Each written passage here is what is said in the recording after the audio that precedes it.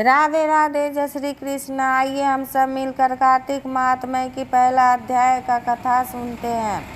सब प्रकार के विघ्नों का नाश करने वाले गणेश जी, सारी सृष्टि का पालन करने वाले भगवान विष्णु, ज्ञान की दाता सरस्वती जी, सब पुराणों के कर्ता श्री व्यास जी तथा सभी ज्ञान जनों के चरण कमलों में नमस्कार करके भगवान की श्रद्धा और भक्ति रस में डूबे हुए कार्तिक मास की कथा कहता हूँ। सभी पापों से मुक्ति दिलाकर इस लोक में सर्व सुख, धन, वैभव, रिद्धि, सिद्धि और अंत में मोक्ष प्रदायक है यह पावन कथा। एक समय धर्म के गुण राशियों, ज्ञान, विज्ञान और शास्त्रों में वर्णित कथाओं पर गहन चर्चा करने हेतु 88,000 ऋषि मुनि नैमिषारण्य तीर्थ में एकत्रित हुए। उनके मध्य महर्षि वेद व्यास के सुयोग्य शिष्य सूत जी महाराज और ऐसे सुशोभित हो रहे थे जैसे आकाश में तारों के मध्य चंद्रमा। धर्म के सभी गुण रहस्यों, 4 वेदों, 6 शास्त्रों और 18 पुराणों के ज्ञाता श्री सूत जी से सनकादि 88,000 ऋषि मुनियों ने कहा, हे मुनि श्रेष्ठ श्री सूत जी, आप कृपा करके हमें कोई ऐसा सरल उपाय बताइए जिससे हमारी इस महाघोर कलयुग के प्रहार से रक्षा हो सके। समस्त ऋषि मुनियों के मुख से यह बात सुनकर श्री सूत जी बोले, तुम्हारी श्रद्धा तथा प्रभु भक्ति देखकर मेरा हृदय बहुत प्रसन्न है। इसी से आज मैं तुम्हें कार्तिक महात्म्य की पावन कथा सुनाता हूँ। इसके सुनने से इस कली काल में मनुष्य के समस्त पाप नष्ट हो जाते हैं और मनुष्य वैकुंठ में वास पाता है। सो आप सावधान होकर सुनिए। एक समय सभी जीवों का भला चाहने वाले ब्रह्मा जी के पुत्र श्री नारद मुनि ब्रह्मलोक में पहुंचकर जगत रचयिता श्री ब्रह्मा जी को नतमस्तक प्रणाम करके विनीत भाव से पूछने लगे, हे जगत पिता, कृपा करके आप कोई ऐसा धर्मोपदेश सुनाने की कृपा करें जो इस कली काल में सब पापों को नष्ट करके मोक्ष देने वाला हो।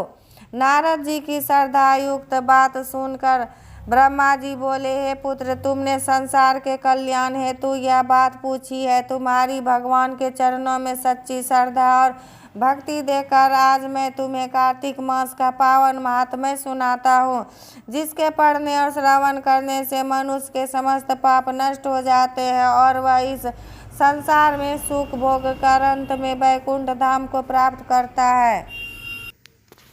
यह कार्तिक मास भगवान को अत्यंत प्रिय है। कार्तिक मास में किया हुआ व्रत, दान, नियम, संयम, पूजा पाठ, कथा श्रवण और भगवान के नाम का जप व कीर्तन अत्यंत फल प्रदान करते हैं। कार्तिक मास में भगवान का गुणानुवाद सब प्रकार से फलदायक होता है। कार्तिक मास में भगवान के प्रति किया गया प्रत्येक धार्मिक कृत्य सबसे बढ़कर फल देता है। इससे बढ़कर कोई तप और यश नहीं है। तुमने संसार की भलाई के लिए यह उत्तम प्रश्न किया है, सो मैं कार्तिक मास के महात्म्य की पुण्यदायिनी कथा सुनाता हूँ। अब तुम श्रद्धायुक्त और सावधान होकर सुनो।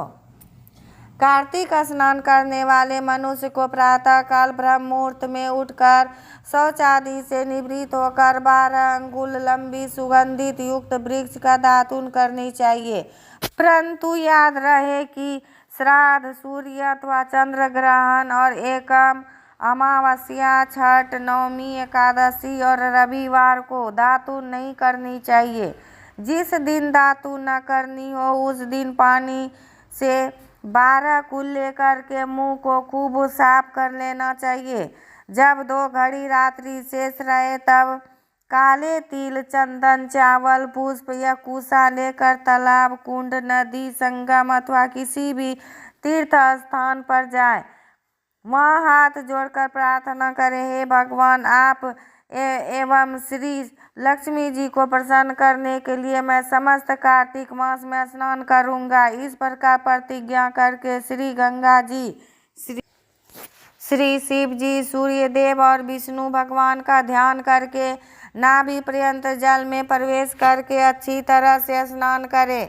फिर जल से बाहर निकलकर देवता, ऋषि और पितरों का तर्पण करें। स्नान करके भेड़ बकरी की धूल से बचना चाहिए तथा छींक, थूक, कुत्ता, कौवा, ऊंट, उल्लू आदि से भी बचना चाहिए। यदि भूलवश इनमें से किसी एक का स्पर्श हो जाए तो पुनः स्नान करना चाहिए। मिथ्यावादी और नीच प्रकृति वाले मनुष्यों से वार्तालाप नहीं करनी चाहिए। इसके बाद षोडोपचार विधि से भगवान का पूजन करें, भगवान को अर्घ्य देवें और प्रार्थना करें, हे भगवान, आप श्री राधा जी सहित मेरे इस अर्घ्य को ग्रहण कीजिए।